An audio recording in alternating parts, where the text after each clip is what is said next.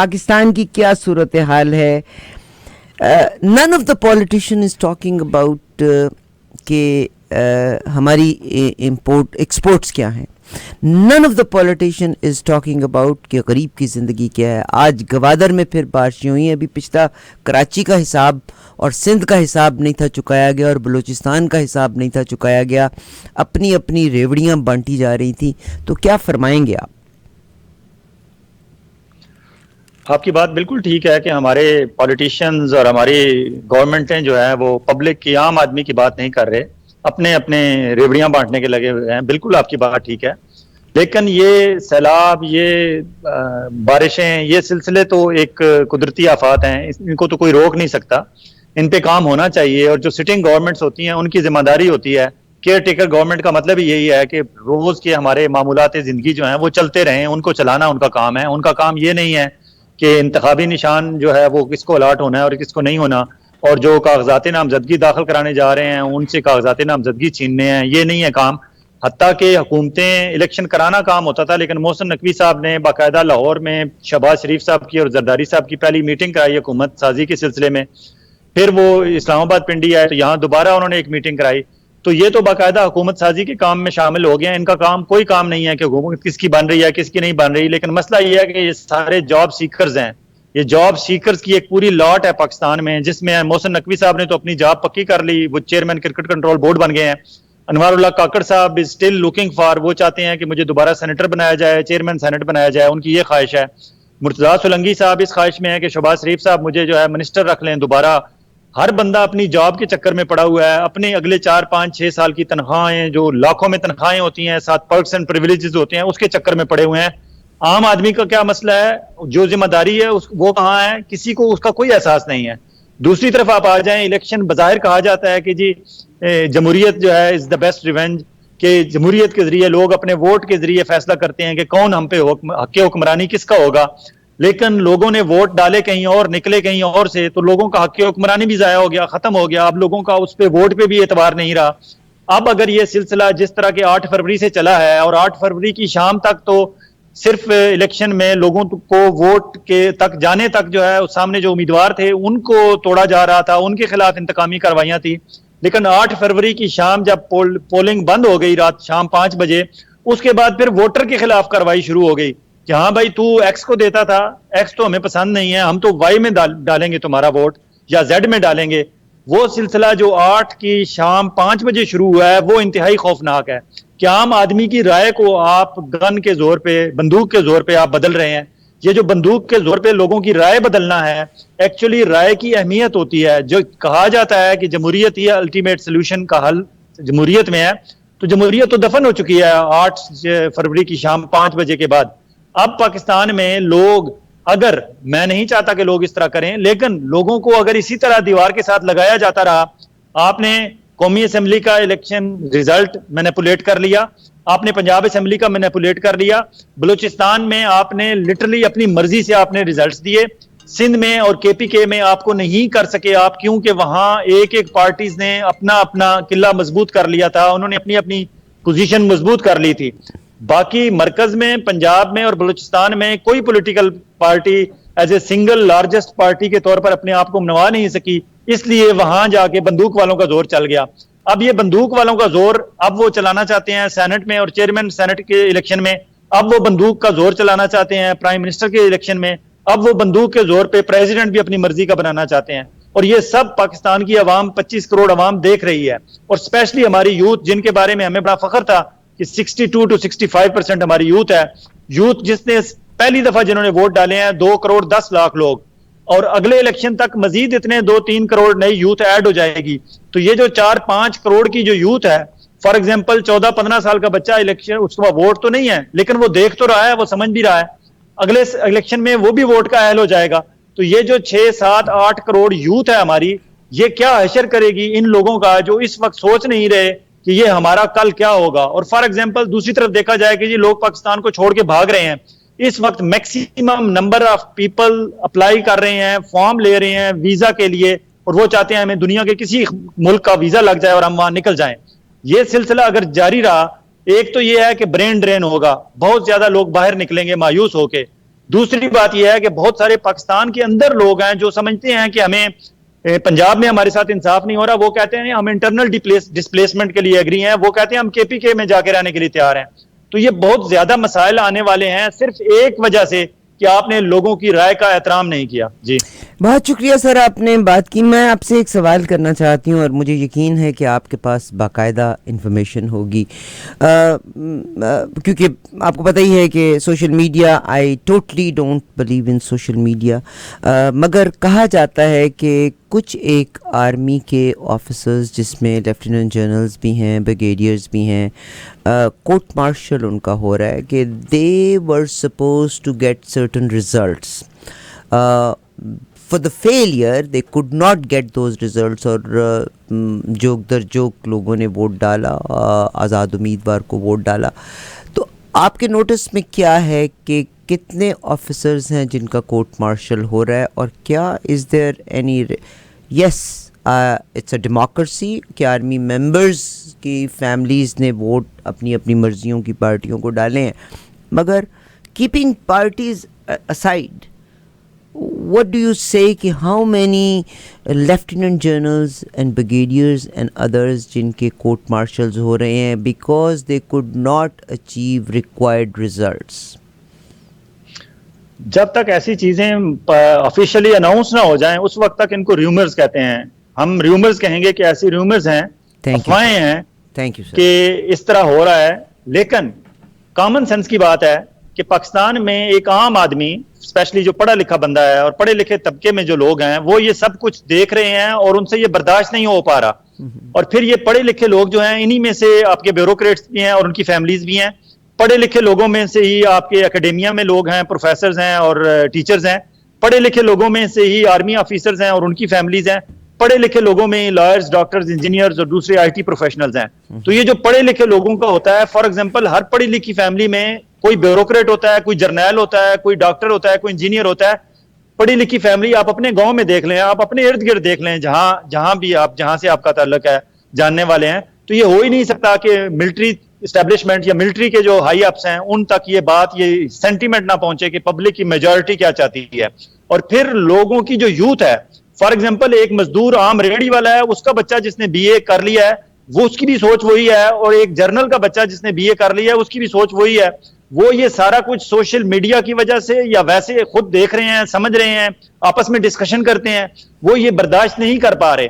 फिर उनका pressure obviously उन डिसीजन मेकिंग पे जो बैठे हुए होंगे, आर्मी ऑफिसर्स होंगे या ब्यूरोक्रेट्स होंगे या कमिश्नर चट्टा टाइप लोग होंगे, हर एक पे प्रेशर तो था। उनमें से किसी ने प्रेशर बर्दाश्त किया, किसी ने नहीं किया। किसी ने अपनी मर्जी का रिजल्ट लेके अपने बड़े साहब को दे दिया, किसी ने कोशिश की, वो नहीं दे सका, और किसी ने बिल्कुल कोशिश ही नहीं की। उसने कहा जी मैं बीमार हूं, मैं साइड पे हूं, मुझे छुट्टी दे दें, मैं घर जा रहा हूं, मैं इधर जा रहा हूं, मैं उधर जा रहा हूं, मेरी बीवी बीमार है, मेरा कुछ मसला है। क्योंकि आर्मी के अंदर की जो इंटरनल चीजें होती हैं वो बाहर पब्लिक तक तो नहीं आती कि कितनी ट्रांसफरें हो रही हैं, कितने तबादले हो रहे हैं, कितनी लोगों की तरक्की दी जा रही है, कितनी की तरक्की रोकी जा रही है। ये सारी चीजें बाहर नहीं आने देते, और इसीलिए एक पाकिस्तान में एक अननोन सा, अनडिक्लेयर्ड सा एक कोड ऑफ एथिक्स बताया हुआ है इन्होंने मीडिया के लिए भी कि जी आप अदलिया के बारे में और आर्मी के बारे में कोई बात नहीं कर सकते। ये हमें, जब से हमने पाकिस्तान में जर्नलिज्म की और हमें ये कहा कि जी ये दो इदारे हैं, इनके बारे में आप बात नहीं कर सकते। लेकिन अब हालात ऐसे हो चुके हैं कि अब कोई बात ढकी छुपी नहीं रहती। आज अगर ये बात सिर्फ रूमर्स की हद तक है, कल यही बात रूमर्स जो है ये खबरें बन जाएंगी, और ये यकीनन होगा, क्योंकि हर बंदा इस तरह नहीं होता कि जी आमीन कह दे, कुछ लोग आगे से बोल भी पड़ते हैं। फॉर एग्जाम्पल कमिश्नर चट्टा ने बोला तो वो सिर्फ एक कमिश्नर चट्टा नहीं था, डिस्ट्रिक्ट रिटर्निंग ऑफिसर जेलम ने 3 दफा प्रेस कॉन्फ्रेंस बुलाई, और वो जो लोकल मीडिया के बंदे होते थे, जो ही उनको प्रेस कॉन्फ्रेंस के लिए वो बुलाता था, जाहिर है जेलम में डिस्ट्रिक्ट रिटर्निंग ऑफिसर था, समीउल्लाह फारूक उसका नाम था, उसने प्रेस कॉन्फ्रेंस बुलाता था, जंग के नुमाए वक्त के खबरें, न्यूज डॉन का जो भी लोकल रिपोर्टर था उनको कॉल करता था कि आए मैंने प्रेस कॉन्फ्रेंस करनी है। तो वो जाहिर है वहां से लोकल ISI और IB के बंदों को भी पता चल जाता था, तो वो फौरन प्रेस कॉन्फ्रेंस रुकवा दी जाती थी, बंदूक वाले पहुंच जाते थे और उसे कहते थे चलो अंदर बंद कमरे में बंद कर देते थे, तुमने कोई प्रेस कॉन्फ्रेंस नहीं करनी, और मीडिया वालों को कहते थे प्रेस कॉन्फ्रेंस कैंसिल हो गई है। इसी तरह कमिश्नर मुल्तान के बारे में कहा गया कि उसे नजरबंद कर दिया है, बंदूक वाले वहां पहुंच गए हैं और उसे बंद कर दिया गया है, उसे कहा है बाहर तुमने मीडिया से नहीं मिलना। ये 2-3 खबरें बाहर निकली हैं।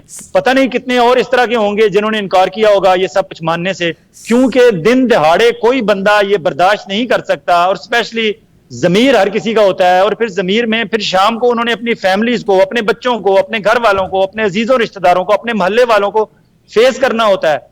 हत्ता कि आपका ड्राइवर भी जो है ना, आज वो शाम को जब साहब गाड़ी में बैठता है, ड्राइवर कहता है कि साहब आज बाहर ये हुआ आपके ऑफिस के बाहर, पूरी कहानी ड्राइवर आपको बता देता है कि आपके बाहर ऑफिस में क्या तमाशा लग रहा था और किस तरह फाइलें इधर मूव हो रही थी, उधर मूव हो रही थी। हर बंदे को आजकल पता है, और फिर हर बंदे के हाथ में मोबाइल फोन है। उसके पास मोबाइल फोन के जरिए उसे पाकिस्तान की गिलगित से लेकर गवादर तक, और चतराल से लेकर पेशावर, और पेशावर से लेकर कोयटा कराची तक सारी खबरें उसके हाथ में हैं।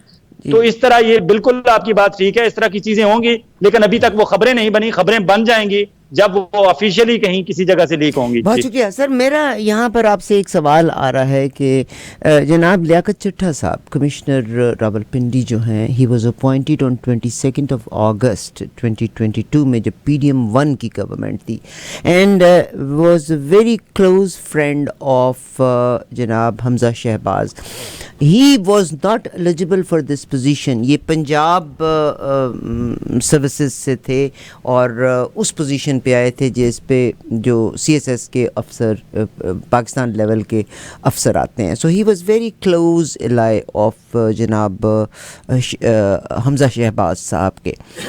उन्होंने कन्फेस करते हैं, और कन्फेस करने के बाद फिर उनकी एक वीडियो आती है कि मैं जहाज़ में बैठा हूँ और मैं जा रहा हूँ और मैं बताऊँगा नहीं कि मैं कहाँ जा रहा हूँ। उसके बाद वेरी नेक्स्ट डे वो अपोलोजाइज़ कर लेते हैं कि जी मुझे बहका दिया गया, हालांकि he was a close ally of Hamza Shahbaz, appointed during the PDM 1 time. अब मैं PDM 1 टाइम इसलिए कह रही हूँ कि PDM 2 is on the way, और ये जो इंटर्म गवर्नमेंट है, ये जो महंगाई शंगाई हो रही है ना, ये वक्ती है, क्योंकि PDM 2 ने जब आना है, मैं भी लुकमा दे ही चलना, तो फिर इन्होंने PDM हुण थोड़ा इंप्रैशन भी तो चंगा करना है ना, तो फिर कीमत घट कर देंगे कि तुसी कहोगे बल्ले बल्ले बड़ी चंगी हुकूमत आई, उन्होंने जी इंटर्म ने कीमत वधा दी सी। एनीवेज, तो जो आपके चट्टा साहब हैं, जब उन्होंने ये कहा तो उन्होंने कहा मुझे बहका दिया गया था, और जब उन्होंने बहकाने का जिक्र किया तो उन्होंने PTI का नाम ले दिया। अपॉइंट आपको PDM ने किया। अब यार आप हमजा शहबाज के हैं, तो फिर तुसी PTI ने कित्थों लाया है? अच्छा, ये जो इस तरह की पोस्टें होती हैं ना, और स्पेशली आप कहें जी कि इस्लामाबाद में जो IG या इस्लामाबाद का DC या पिंडी का DC या पिंडी का कमिश्नर या पिंडी का DIG, ये बड़ी सेंसिटिव पोस्टें होती हैं। फॉर एग्जांपल पिंडी के अंदर जेलम, चकवाल, अटक और मरी, तलागंग यही नहीं आते, GHQ भी आता है उसके अंदर, पिंडी के अंदर। तो कमिश्नर चट्टा के एरिया के अंदर GHQ है, और GHQ के अंदर 145 मेजर जनरल और लेफ्टिनेंट जनरल के ऑफिसेज हैं, वहां बैठते हैं, मूव अराउंड करते हैं। और पिंडी कैंट है, वाह कैंट है, और ये एक पूरा जेलम कैंट है, 3 तो कैंट उसके अंदर आते हैं, मंगला कैंट है, ये सारा कुछ कमिश्नर चट्टा के अंदर आता है। ऐसी पोस्ट पे यकीनन वो आर्मी का बंदा था, और स्पेशली आर्मी वालों के हाथ वही बंदे लगते हैं जो या तो करप्ट होते हैं, या उसकी उनका कोई सगा भाई कोई जनरल वगैरह हो। जिस तरह चौधरी निसार अली खान सारी जिंदगी उनके साथ रहा, क्योंकि इनके वालिद साहब भी आर्मी में थे, और इनके भाई major general Iftikhar Ali Khan lieutenant general retire हुए थे, सेक्रेटरी डिफेंस भी रहे। इफ्तिखार अली खान जो निसार अली खान के बड़े भाई थे, वो आर्मी में रहे, तो उनके लिंक्स कॉन्टेक्ट थे, वालिद साहब भी उनके आर्मी में थे। तो या तो वो रीजन होती है आर्मी के क्लोज या उनकी खास बुक्स में रहने की, या फिर करप्ट लोग होते हैं। और ये DC फैसलाबाद रहे, DC डेरा गाजी खान रहे, ये DC पिंडी रहे, ये जहां जहां रहे, DC गुजरात रहे, जहां जहां रहे, इनके बारे में इनकी करप्शन की आवाज थी। और ये फिर नीचे से नायब तहसीलदार से तरक्की करके कमिश्नर बने थे, और प्रमोटी जब वहां तक जाते हैं तो वो ऐसे ही नहीं जाते, पता नहीं उन्होंने दरमियान में क्या कुछ किया हुआ होता है। तो वो कमजोर आदमी थे, और उन्हें पिंडी लगाया हुआ इसीलिए था कि वो पिंडी वालों के उसमें कहने में थे।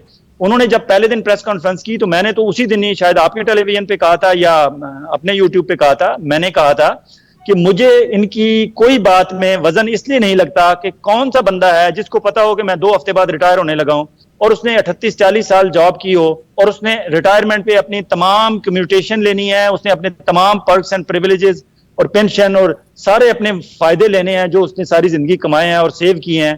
कौन 2 हफ्ते पहले उनको उस टोकरी को लात मारता है? इसलिए ये किसी के कहने पे उन्होंने किया था। और बाद ये बात खुली कि शहबाज शरीफ साहब और जरदारी साहब एक टेबल पे नहीं बैठ रहे थे, ये किसी नतीजे पे नहीं पहुंच रहे थे, और हमारी मिलिट्री एस्टेब्लिशमेंट को लग रहा था कि शायद हमें अल्टीमेटली वापस फिर पीटीआई के पास जाना पड़ेगा, और अगर पीटीआई के पास जाना पड़ा तो ऑब्वियसली इमरान खान बाहर होगा, और इमरान खान बाहर होगा तो फिर वो हमारे साथ क्या करेगा, वो कोई डील बन नहीं रही थी, क्योंकि इमरान खान किसी बात पे भी राजी नहीं हो रहा था। तो इसलिए उन्होंने इन्हें लिटरली डराने धमकाने के लिए कमिश्नर चट्टा से प्रेस कॉन्फ्रेंस कराई, उसका स्टेटमेंट दिलवाई। जब चट्टा से करवाई तो साथ कहा कि ये एक चट्टा है, इस तरह के 3-4 कमिश्नर हमने और रोक के रखे हुए हैं, आप बैठते हो या सारा कुछ बाहर आए, क्योंकि अगर इस तरह के हमने 3-4 और को बोलना पड़ा तो फिर ये सारी आपकी सीटें जो हमने आपको जितवाई हैं ये सारी वापस हो जाएंगी, और उसके बाद इमरान खान आ जाएगा, और फिर आपका क्या होगा अशर, ये आप जाने, हम तो जीएसक्यू के अंदर महफूज हैं। इस तरह डराया धमकाया गया। और फिर जरदारी साहब, आपने देखा कि रात को 12 बजे उन्होंने प्रेस कॉन्फ्रेंस की कि हाँ जी हमारा इत्तेहाद बन गया है, और उस प्रेस कॉन्फ्रेंस में रंग उड़ा हुआ था शहबाज शरीफ साहब का भी, जरदारी साहब का भी, और बिलावल भुट्टो का भी। कहा जाता है कि BMS जो मिलिट्री एस्टेब्लिशमेंट हमारी ISI वालों की एक मारगला की पहाड़ियों के अंदर एक BMS उसको कहते हैं, मेस है, डीजी काउंटर इंटेलिजेंस का ऑफिस भी वहां ही है और उसको मेस भी कहते हैं। वहां इन्हें रात के अंधेरे में बुलाया गया और वहां इन्हें ओरिजिनल फॉर्म 45 दिखाए गए कि ये फॉर्म 45 है ओरिजिनल, हमने बना के ये फॉर्म 47 के जरिए आपको जितवाया है, अगर ये ओरिजिनल हमने आउट कर दिए तो आपके हाथ में तो कोई सीट नहीं बचेगी, तो फिर क्या होगा। तो एक्चुअली वो उस सारी चीज जो कुछ नजर आ रहा था उससे बचाने के लिए किया गया था। जी बहुत शुक्रिया सर। आपने अभी थोड़ी देर पहले एक बात कही थी, और पीपल्स पार्टी और मुस्लिम लीग का जो इल्हाक हुआ है, बड़े गम के साथ मैं आपके साथ शेयर करना चाहती हूँ कि तमाम पार्टियाँ अपने कैंडिडेट्स को जब लेके आती हैं तो जो मुंतखब सीटें हैं जिसमें ख़वातीन की भी हैं, जिसमें माइनॉरिटीज़ की भी हैं, हर पार्टी अपने मेंबर्स को पहले देती है। यानी उस मुल्क में गसब करना और डाका डालना का आलम यहाँ तक पहुँचा है कि वो जो मुख्तलिफ़ पार्टियाँ हैं उनके मेंबर्स को भी गसब करने के लिए पीपल्स पार्टी, MQM और मुस्लिम लीग नून को मैदान दिया जा रहा है कि उनके जो ये जो माइनॉरिटी और स्पेशल सीट्स के हैं वो मेंबर ले लें। मगर पीपल्स पार्टी और मुस्लिम लीग नून में जो इल्हाक हुआ, पहले पीपल्स पार्टी कहती थी ठीक है जी हम आपकी हुकूमत बनाएंगे, हुकूमत आप करो, मगर उन्होंने पोजीशंस ले ली थी कि ये पोजीशंस हमारे पास होंगी, जिसमें प्रेसिडेंट की पोजीशन तो हर हालत में जरदारी साहब के पास होगी। व्हाट वुड यू से? प्रेसिडेंट आईनी ओहदा है, और आईनी ओहदे में आपको पता है कि कितने प्रिविलेजेस होते हैं। आप देखें आरिफ अलवी साहब इन मुश्किल हालात में भी, पीटीआई का हर बंदा जो है वो ज़ेर ताब रहा, लेकिन आरिफ अलवी साहब ने ये 5 साल अपने सुकून से गुजारे और आखिरी हफ्ता उनका रह गया है। इसी तरह जरदारी साहब अगर प्रेसिडेंट बन जाते हैं तो उन्हें पता है कि मुझे इस आईनी ओहदे पर रहते हुए मुझे हर किस्म का इस्तिस्ना हासिल होगा, और मैं फिर यहाँ से बैठ के आराम से सबकी डोरियाँ हिलाऊंगा और अपनी मर्जी के फैसले कराऊंगा। शहबाज शरीफ साहब की गवर्नमेंट चली जाएगी, लेकिन आरिफ अलवी साहब बरकरार रहें, जरदारी साहब बरकरार रहेंगे। क्यों कि जब तक नया इलेक्शन नहीं होगा, नई असेंबलियां नहीं आएंगी, और नई असेंबलियां जरदारी साहब के खिलाफ इम्पीचमेंट नहीं करेंगी, इनका मुआवजा नहीं होगा, उस वक्त तक इन्हें कुर्सी सदारत से हटाया नहीं जा सकता। और इम्पीचमेंट के लिए 2/3 मेजॉरिटी चाहिए होती है। सदर बनने के लिए सिंपल मेजॉरिटी चाहिए, लेकिन इम्पीचमेंट के लिए 2/3 चाहिए। सिंपल तो अभी बाई हुक और क्रुक जरदारी साहब ले लेंगे, उसके बाद फिर ये मुस्लिम लीग नून के साथ भी अड्डा लगा लेंगे, और मुस्लिम लीग नून के साथ जब अड्डा लगाएंगे तो ऑब्वियसली इमरान खान और पीटीआई के साथ उन्हें दोस्ती करनी पड़ेगी और कर लेंगे। ये तो हो नहीं सकता कि मुस्लिम लीग नून और पीटीआई एक पलड़े में होके तो जरदारी साहब के खिलाफ इम्पीचमेंट करें, ये तो होने नहीं देंगे, ना कोई करेगा, क्योंकि नून लीग और पीटीआई ने तो कभी एक जगह होना नहीं है। अगर उन्होंने होना होता तो इतनी लड़ाई कहाँ तक जाती। तो इसलिए जरदारी साहब बड़ा सेफली प्ले कर रहे हैं और बड़ा सही प्ले कर रहे हैं। सियासतदान वही होता है जो अपनी सिक्योर करके अपनी पोजीशन, अपनी गोल पोस्ट, सिंध वाली उन्होंने गोल पोस्ट भी अपनी संभाली हुई है, वहां मेजॉरिटी ले रही है। इमरान खान के पास भी KPK की गोल पोस्ट इमरान खान के पास सेफ है, लेकिन इमरान खान के पास और कोई उसके अलावा बंदा कोई नहीं है। इमरान खान अब देखें अब अंदर है तो बाहर उन्हें समझ नहीं आ रही हम करें क्या। उन्होंने पहले अपने बंदों से सही तरह वो खड़े नहीं करा सके, इलेक्शन नहीं जितवा सके, जीते हैं तो वो फॉर्म 45 और फॉर्म 47 वाले मसले से नहीं निकल सके। फॉर्म 45, 47 से भी अभी नहीं निकले तो उनकी ख्वातीन की नशिस्तें और अकलीतों की नशिस्तें उनके हाथ से जा रही हैं, वो उन्हें नहीं बाजियाब करवा पा रहे अभी तक। और फिर अभी वो कौमी असम्बली का इजलास रुकवाने में वो नाकाम हो रहे हैं, वो नहीं करवा रहे। फिर KPK में अमीनुल्लाह गंडापुर का उन्होंने अनाउंस किया है, लेकिन अभी तक उन्हें समझ नहीं आ रही कि KPK की गवर्नमेंट को हमने यूज किस तरह करना है। सिर्फ अपनी तरक्याती मंसूबों के लिए इस्तेमाल करना है, या वहां से बैठ के हमने कोई सियासी मोर्चा लगाना है और सियासत के लिए भी इस्तेमाल करना है। हालांकि बताने वाले, मशवरे देने वाले अख्तर महंगर और मौलाना फजल रहमान टाइप उन्होंने मशवरा दे रहे हैं कि आप ऑल पार्टीज कॉन्फ्रेंस रखवा लें, बुलवा लें, फौरन बुलाएं धांधली पे ऑल पार्टीज कॉन्फ्रेंस। लेकिन पता नहीं वो बुलाते हैं नहीं बुलाते, लेकिन बहुत सारे मसाइल हैं उनके सिर्फ इस वजह से कि उनके पास एक लीडर है इमरान खान, उसके पीछे फिर अंधेरा ही अंधेरा है। जी बहुत शुक्रिया फयाज बिलाल साहब। Anything else what you want कि पाकिस्तान आपको किस सिमत में नज़र आएगा? मुशाहिद हुसैन हालांकि हमेशा से इस्टेब्लिशमेंट के साथ रहे, मुस्लिम लीग काफ के साथ रहे, और मुस्लिम काफ जो है वो इस्टेब्लिशमेंट का या फ़ौज का दायां हाथ, मगर आजकल वो भी बड़ा लाउडली बात करते हुए नज़र आते हैं कि अगर कौम ने मैंडेट दिया है तो let it work that way. तो मतलब मुशाहिद हुसैन सैयद साहब मुस्लिम लीग काफ में रहे, उनके सेक्रेटरी इत्तलात भी रहे, लेकिन इस वक्त वो मुस्लिम लीग नून के इलेक्टेड सेनेटर हैं। मुस्लिम लीग नून की सीट पे वो सेनेटर हैं, मुस्लिम लीग नून के सेनेटर हैं। वो हमेशा से एस्टेब्लिशमेंट का बंदा है। हाँ बिल्कुल, वो एस्टेब्लिशमेंट के बंदे हैं, और वो एस्टेब्लिशमेंट का मसला ये होता है कि उन्होंने हर जगह अपने बंदे रखे हुए होते हैं। आप इस वक्त आप कहें जी कि पीटीआई का कोई राब्ता नहीं है एस्टेब्लिशमेंट से, या पीटीआई में एस्टेब्लिशमेंट के बंदे नहीं है, बिल्कुल हैं। आप देखें शाह महमूद कुरैशी और परवेज इलाही फ्रंट लाइन पे थे, लेकिन जब उन्होंने इमरान खान के साथ जेल में रहे तो इमरान खान के 100% कायल हो गए, और बाहर निकाला भी गया उन्होंने, लेकिन उन्होंने इमरान खान की जबान नहीं बदली तो उन्हें वापस फिर बंद कर दिया गया है। लेकिन इसके बावजूद इस वक्त भी पीटीआई के अंदर अगर कुछ बंदे हैं तो उनमें जरूर एस्टेब्लिशमेंट के बंदे होंगे, क्योंकि एस्टेब्लिशमेंट वाले किसी भी जमात से कभी भी राब्ता खत्म नहीं करते। हत्ता कि जो उन पे इल्जाम लगता था कि तहरीक तालिबान पाकिस्तान और तहरीक जिहाद और तहरीक फलां फलां फलां, उनमें भी आपके बंदे हैं। तो वो कहते हैं जी हमें तो राब्ता रखना होता है, क्योंकि हम राब्ता रखते हैं तो हमें पता चलता है कि वो क्या सोच रहे हैं, और फिर हम अपनी मर्जी से उन्हें कोई मशवरा दें ना दें, हमारी बात माने ना माने, लेकिन कम अज कम हम राब्ता रखते हैं, हम इंटरेक्शन रखते हैं। तो राब्ता तो वो कभी किसी से भी खत्म नहीं करते। इसलिए मुशाहिद हुसैन सैयद साहब बिल्कुल उनके बंदे हैं, और इस तरह के और भी लोग हैं। और मुशाहिद हुसैन सैयद साहब जो बोल रहे हैं, एक और वो कहते हैं मुशाहिद साहब, वो कहते हैं यार मैंने जिंदगी गुजार दी अपनी पॉलिटिक्स में, मेरे बच्चे अपनी जगह जहां जहां उन्होंने सेट होना है सेट हो गए हैं, मैंने जिंदगी में इतनी पॉलिटिकल पार्टीज भी बदली, मैंने एज ए जर्नलिस्ट भी काम कर लिया, एज ए पॉलिटिशियन भी काम कर लिया, एज ए स्ट्रेटेजिस्ट भी काम कर लिया, उनका थिंक टैंक बहुत अच्छा काम कर रहा है चाइना के साथ। वो कहते हैं मैंने सब कुछ देख लिया, I have nothing to lose now. अब भी अगर मैं उम्र के इस हिस्से में भी सच नहीं बोलूंगा तो मैं क्या करूंगा? और सिर्फ मुशाहिद हुसैन सैयद नहीं, इमरान खान और पीटीआई के हक में बोल रहे, मौलाना फजल रहमान खुल के बोलना शुरू हो गए हैं, अख्तर मैंगल बोल रहे हैं, महमूद चकज़ई बोल रहे हैं, जमात इस्लामी वाले बोल रहे हैं। तो आहिस्ता आहिस्ता ये पूरा एक धड़ा बन रहा है अपोजिशन का। तो पाकिस्तान के अवाम को बिल्कुल मायूस नहीं होना चाहिए, क्योंकि चीजें हमेशा इस तरह नहीं रहनी जिस तरह नजर आ रही हैं। ये सारा कुछ जो हो रहा है इस वक्त, हमारी मिलिट्री एस्टेब्लिशमेंट एक्चुअली इस कंबल से अपनी जान छुड़ा रही है, और वो कंबल उतार के जरदारी साहब के और शहबाज शरीफ साहब के ऊपर फेंकना चाहते हैं। कंबल जरदारी साहब पे नहीं गिरेगा, शहबाज शरीफ साहब पे गिरेगा। हाँ, शहबाज शरीफ साहब के नीचे से फिर वो कारपेट कब खींचेंगे, ये 1 महीना भी हो सकता है, 2 महीने भी, 3 महीने भी। क्यों कि पब्लिक की रेजिस्टेंस के सामने उन्हें ये बात वाज़ेह हो गई है कि हमें यहाँ से साइड पे होना होगा। और ये जो पब्लिक इमरान खान के साथ खड़ी है, अगर इमरान खान ने कोई सेंसिबली इसकी पार्टी ने फैसले किए और इकदाम उठाए तो वो यकीनन इमरान खान को फ्री हैंड देंगे, और फिर इमरान खान होगा और शहबाज शरीफ आगे होगा, और इमरान खान और उसकी पार्टी उसके पीछे पीछे होगी, और जरदारी साहब तमाशा देखेंगे। बहुत शुक्रिया। जरदारी साहब यकीनन तमाशा देखेंगे। He got a very good position and he is a very good negotiator. He negotiated in the best possible fashion. मगर सिंध में प्रॉब्लम आ रही है, पीपल्स पार्टी अपना गवर्नर चाहती है, MQM अपना गवर्नर चाहती है। अभी पैगाम जो मेरी नोटिस में से गुजरा है कि उन्होंने कहा है, फैसल सब्जवारी साहब ने MQM का पैगाम दिया है कि अगर हमारे मुतालबात तकसीम ना हुए तो हम ऑपोजिशन में बैठना चाहेंगे। तो फिर इत्तेहाद तो इनका पड़ गया खड्डे में।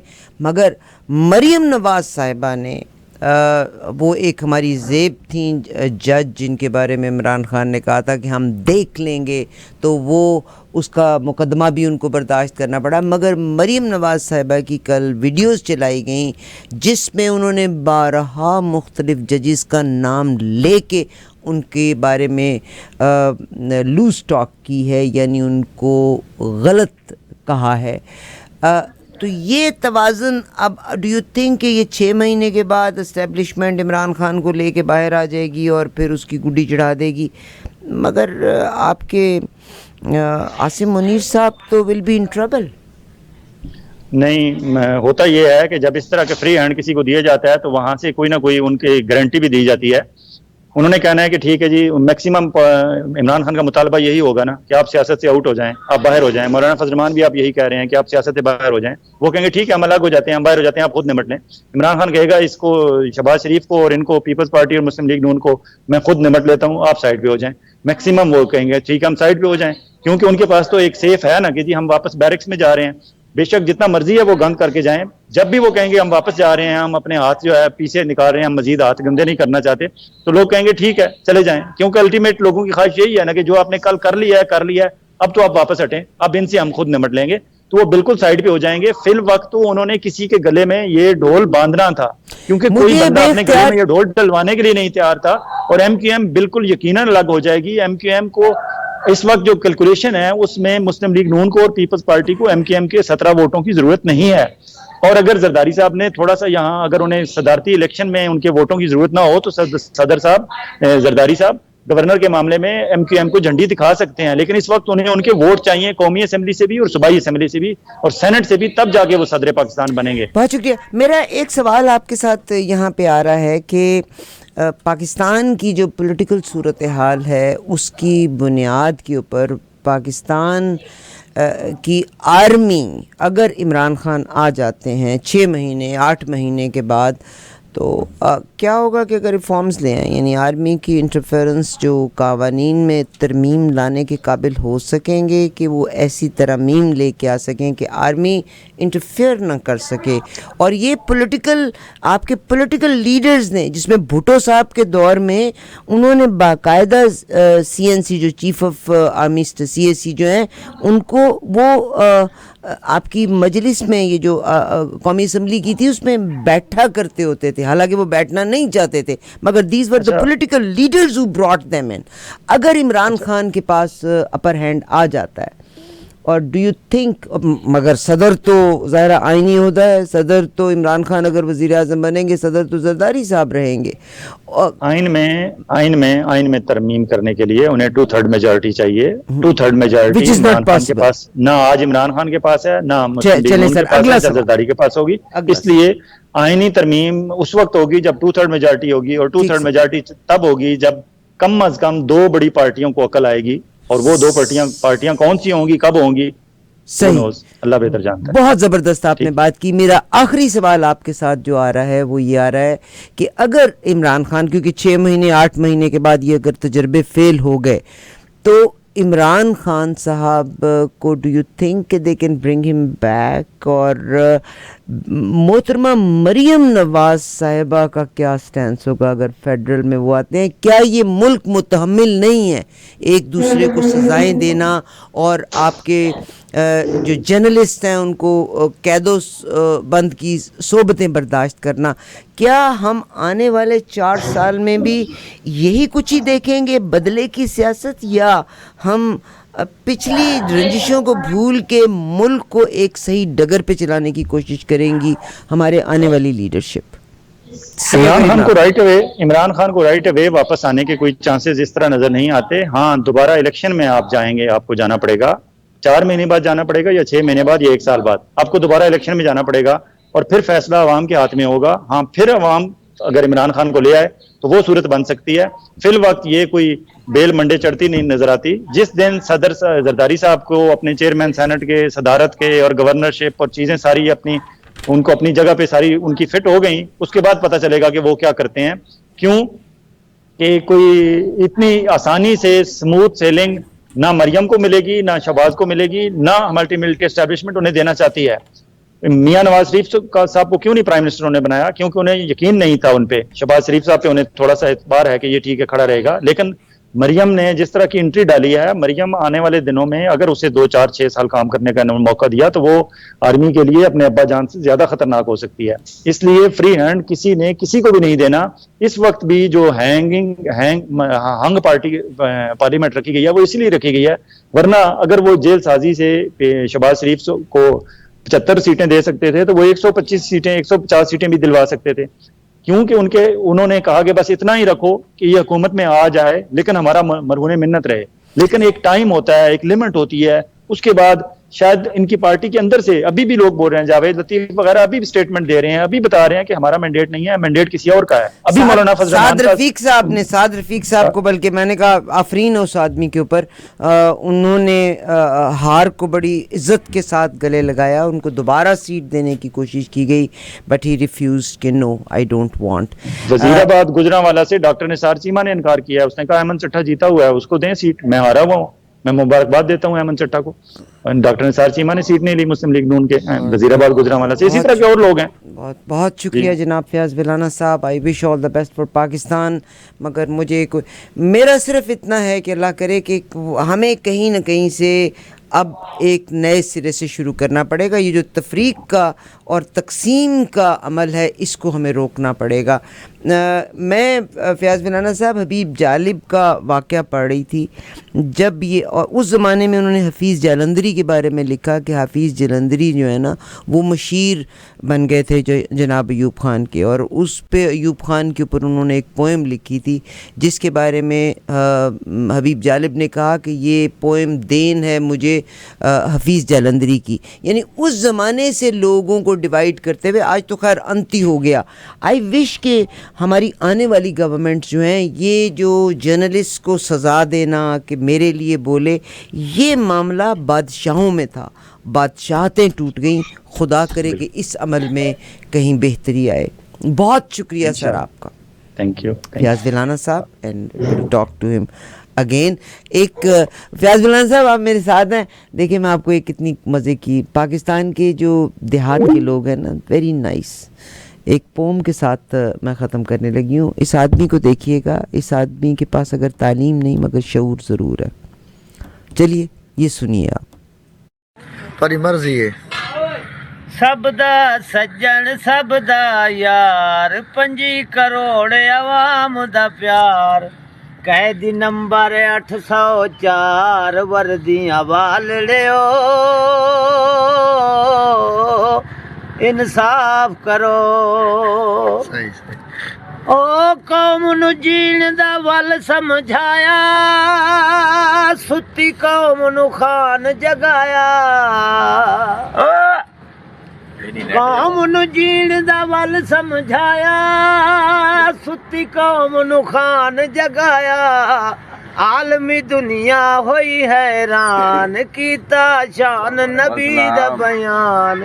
एह पक्का मुसलमान दुनिया वालड़ियो, इंसाफ करो।